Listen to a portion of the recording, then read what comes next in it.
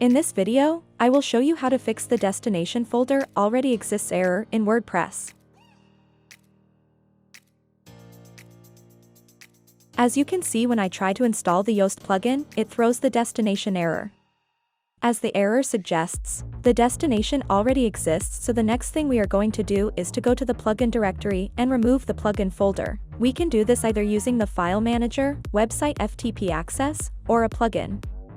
In this example, let's install a file manager plugin. This plugin will show us our website files and folders.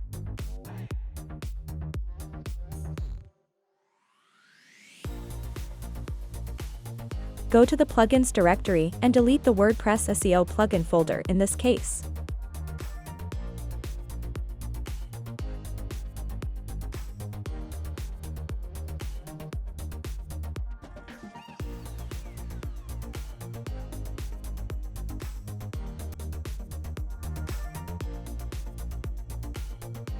Now, let's install the Yoast SEO plugin again.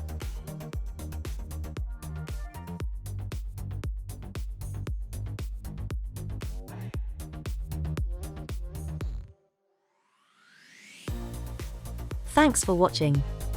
If you liked this video, make sure to subscribe for more.